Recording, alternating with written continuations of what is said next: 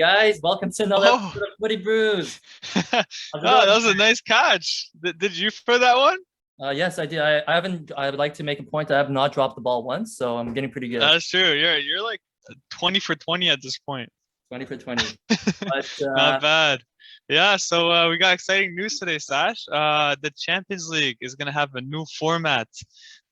So the new format, it's involving four extra teams, gonna be 36 teams, it's gonna be a Swiss format. So typically, I'm sure you've followed the Champions League as much as we have, probably.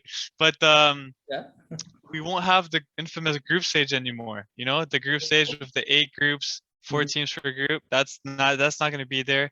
But the good news is that will allow all the other teams to play more games, right? So usually after 6 games, half of the Champions League's teams are eliminated. So you're left with 16 teams right off the bat, right after 6 games. Now in this new format, there's going to be 36 teams. And what's going to happen is each team is going to play 5 home games and 5 away games according to seeding. Okay. And based on the results of these games, the top 8 teams of the table will get immediately placed into the top seeds for the knockout stage.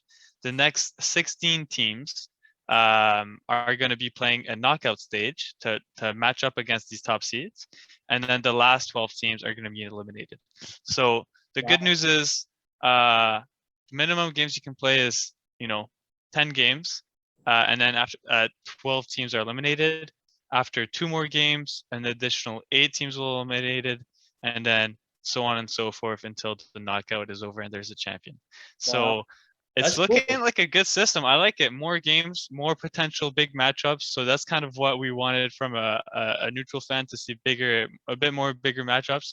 At least it's not going to be like every day, so it's not going to ruin the spectacle, but Mhm. it's still going to make it nice and interesting for us. So yeah, I'm super looking forward to it. In terms of who these extra teams are, they explained it. It's a little bit confusing, to be honest, the way they describe it. Essentially, one extra team is going to be coming from the fifth best league, so that's going to be Ligue 1. So one extra French team is going to be eligible for the Champions League. Mhm. 2 spots are going to be reserved for teams that have been typically done well in the Champions League in the past. So in the last 5 years, whatever their Champions League coefficient is, what they call it, uh, that is high enough will be eligible to take those 2 spots.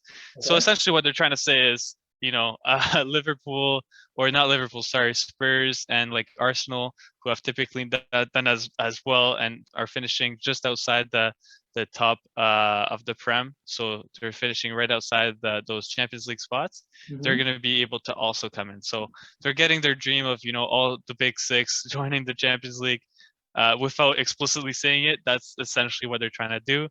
Um, unless Arsenal really throw it, they can't even make the top 7 or 8 in the Prem. That'll be really embarrassing.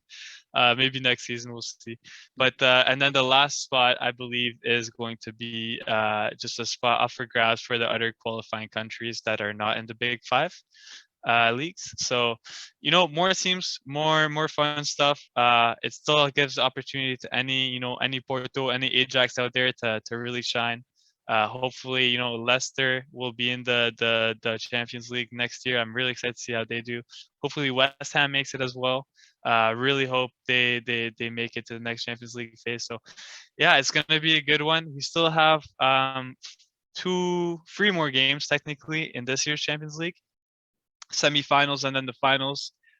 So let's not forget about that. I know it's been super crazy recently, but we'll have another video up for you guys regarding those league games. But that was the Champions League format. What are your thoughts on it, Sash? I definitely do like it. I like the fact that it's kind of changed up, and I kind of understand that. I wonder, this definitely Super League came into play for them to kind of change it. Oh, big time. So Super League to me put pressure on UEFA to kind of change things that maybe were up for negotiation. We like the group stage. Super League came in. Wow, did they change something really quick? But I Hmm. guess my biggest takeaways is that all of the overall records are going to be broken because Me and you, we know That's right. Yeah.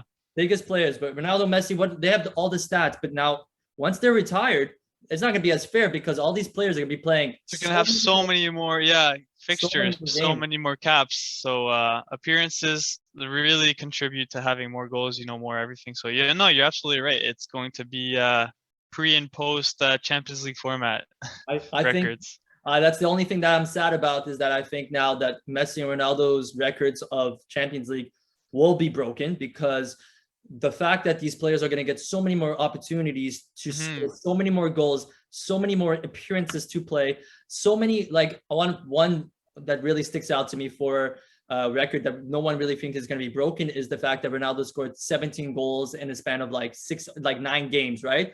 Or like something like that for the Champions League. In one Champions League run. One Champions League run. And that's because, you know what, he only played a specific amount of games, but he scored more goals than games played. But now with this new system, that I say that record's gonna be gone because overall they're gonna have more opportunities to score so many more. 10 games, you score an average of 1 goal per game, you're already gonna be halfway there to break Ronaldo's record for a single season. So I think GOAT status in the Champions League is gonna be changed. So that's one big thing takeaway. But I do think they needed to evolve, and some of the players' monumental history in the Champions League for records that set will be broken, but changed.